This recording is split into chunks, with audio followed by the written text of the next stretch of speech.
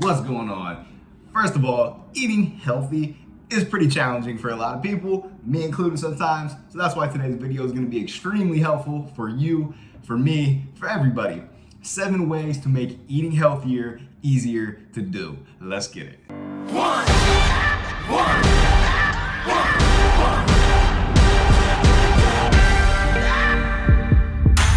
So truthfully, this video should be reworded and said tips to make nutrition easier, but for the fact that most people think about nutrition and eating and they think about eating healthy, and that's the way that they should go about losing weight, losing fat, that's why I titled it as such, and I'm going to talk about it as such. But all these 7 different things and tips and ways to make this nutrition stuff easier and eating healthy easier, that's what I mean by that. So just wanted to preface it, and we're gonna get into these 7 different things. Without further ado, here we go. All right, the first one, you need to get rid of the all or nothing mentality. This idea that you have to eat permanently healthy and only eat like broccoli, chicken, that's it. Or you're at this completely other end of the spectrum where you're eating pizza and having ice cream for almost every single meal and just like completely saying screw it. A lot of people are really in between these 2 stages, and that's why I talk so much about having fun foods in moderation. That's my thing.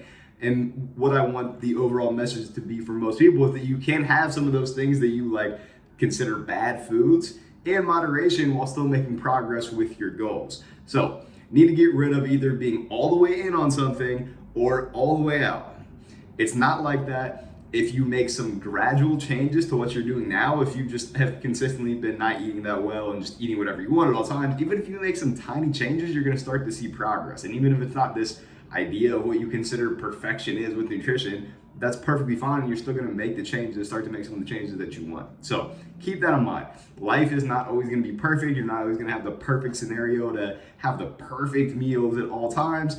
It's not ever gonna be an all or nothing thing. There's gonna be stuff that pops up that you need to adapt to, plan for, and you can't be perfect all the time. So get rid of the all or nothing mentality. That's the first thing. Number 2, going off of that, have fun foods in moderation. This is kind of touching on what I just said, but being able to have a slice or 2 of pizza on a semi-regular basis, I think is gonna help you be able to get rid of that idea that it has to be all or nothing when you know that certain foods aren't inherently bad.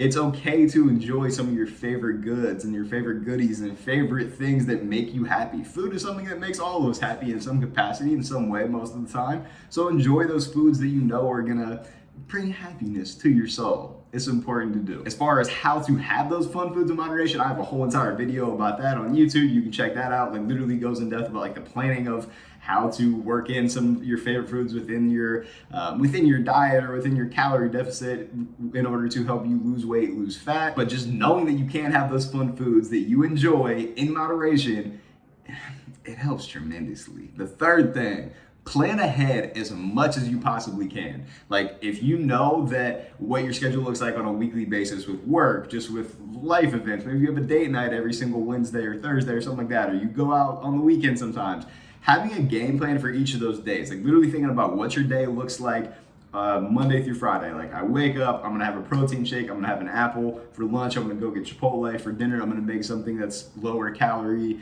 higher protein at home, and then I'm gonna have a little like sweet treat that I like because that keeps me on board. And again, going back to the fun foods in moderation, like having a set game plan and preparing as much as possible on a regular basis, daily, weekly basis helps. But then also when you know you are gonna be doing something outside of the norm, whether it is like a date night, you're going to a new restaurant, like obviously you want to enjoy life, and part of those situations are like some, spontaneous choices in the moment, but think about how many calories you want to save for that meal. Maybe it's 1,000 calories you want to have for your date night so that you can be spontaneous and do fun stuff. Maybe it's a party on the weekend you're going to. You want to have 1,000 calories for some drinks and a couple slices of pizza that are going to be there. So try to plan ahead as much as possible. Have a game plan for the day. Like, look, this is what I need to eat in order to save calories for later in the day. This is what my weekly game plan looks like with it.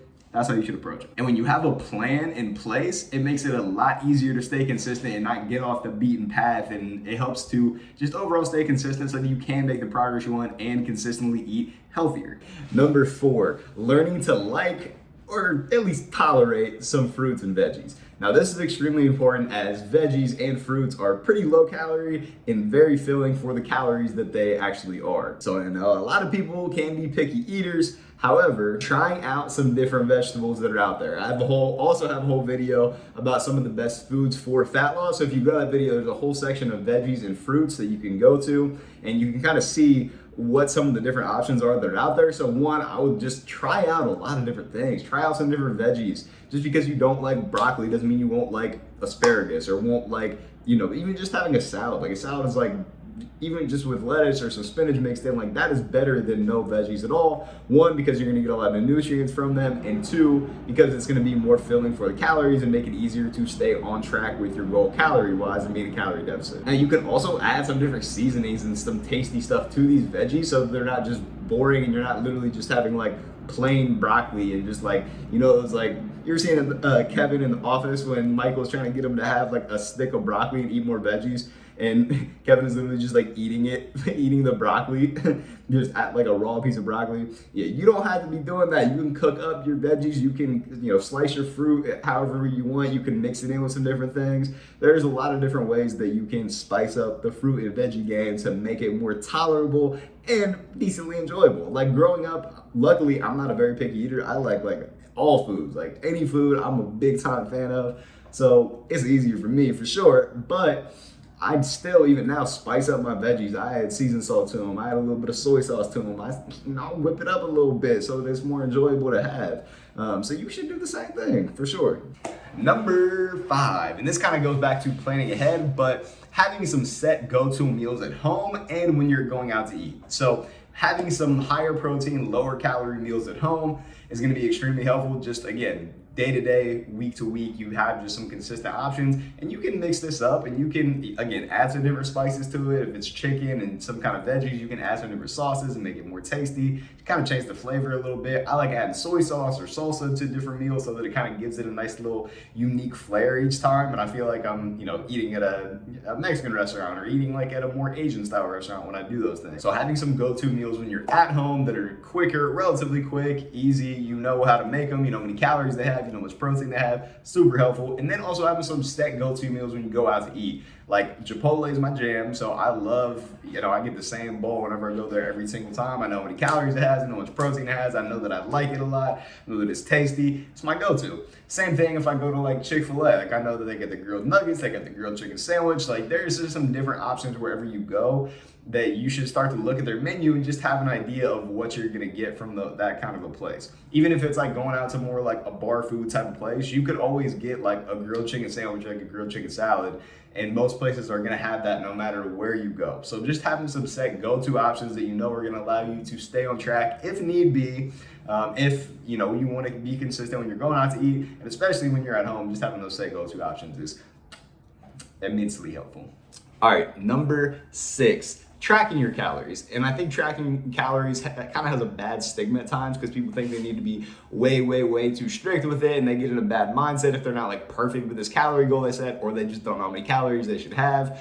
But really the purpose of tracking calories, especially at first, is just to be aware of how much you're actually having. Like if you're not aware of what you're taking in on a day-to-day basis, weekly basis, with the amount, with the portion sizes and the kind of foods you're having, it's hard to know what changes to make.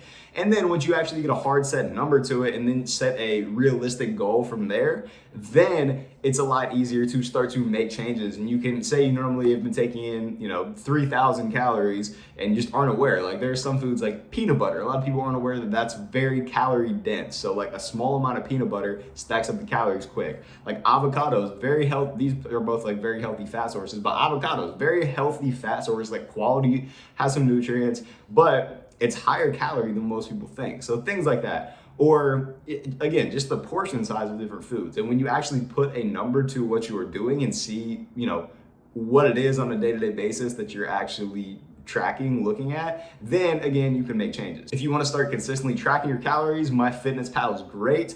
I would download that. You could even, I always just write down the calories like in the notes section of my phone. It's just like easier for me and I like to like think about it a little bit. But MyFitnessPal is nice because you can just scan barcodes in there. You can search different items. The thing is with MyFitnessPal is that it's going to give you some an estimate of a calorie goal based on what you enter in and what your goals are. Please ignore this. Please do not do this. If you want to know how many calories you should have, I have a few different videos. I have a video talking about calorie deficits that I would watch, and it gives you a realistic idea of how many calories you should take in. That's what I would do. Don't rely on that number. There are a lot of different other better options than the number that they're gonna give you on there, and the macros and different things that it's gonna give on MyFitnessPal. MyFitnessPal is great to track, not the best to set goals and kind of keep you accountable and set realistic expectations for you. Also, with tracking your calories, make sure you're tracking everything you have. That's food, that's making sure you're not skipping, and when you enter something in, you're not entering a lesser amount. Like, overestimate a little bit with all the portions you have if you're not exactly sure of what it is. And then any sauces you have, any drinks you have, any little bites of candy, any bites of snacks, make sure you're entering that into your calories and when you're tracking it, because that's going to give you the best full picture of what you're actually doing, and you can make changes from there. And the last thing, number 7. Track your physical and mental progress along this journey. When you're starting to eat healthier and make changes with nutrition, it's helpful to know if the changes you're making are actually working, with your body. So track your weight. I would track, you can either track it once every single day at the same time, and you can kind of see just the fluctuations with the scale, because the scale is going to fluctuate a lot just depending on what time you eat, if you have to go to the bathroom, if you're, on your period, about to be on your period. There's so many different things where the scale can fluctuate. So it's just something to be aware of and kind of just be able to tell day to day. If you don't want to look at the scale every day, totally get that. Check it every 2 weeks just to kind of see the changes over time that it's kind of making.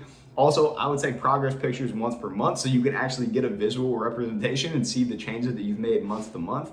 A lot of times people will see themselves in the mirror day to day, and they could be making a ton of progress, but again, they see themselves day to day, so they're like, nothing's really happening. So take progress pictures. And also be aware of how clothes are fitting. If clothes are fitting looser, then you are losing fat from your body. Those are some different things that I would look at on a consistent basis. And then also with that, think about mentally how you're feeling. When you're starting to make these better changes with nutrition, are you feeling better just in day-to-day life? That's not necessarily mentally, but like, do you have more energy? Are you moving around better? Do you have more energy for your workouts throughout the day? Are you, having any kind of crashes, or are you not having crashes anymore now that you've made these changes? So that's something to consider and think about as well. And then also mentally, when you're following through and doing those different things, these better nutrition eating habits, are you in a better mental place from that point in time? So all those things are very, very helpful and important to consider. Hopefully those 7 different tips and ways to make eating healthier easier are going to be helpful for you. Let me know what questions you have. Comment below. I sincerely appreciate it. If you like the video, subscribe to my channel as well. That would mean the world to me. And I will see you in the very near future. Much love. Talk soon.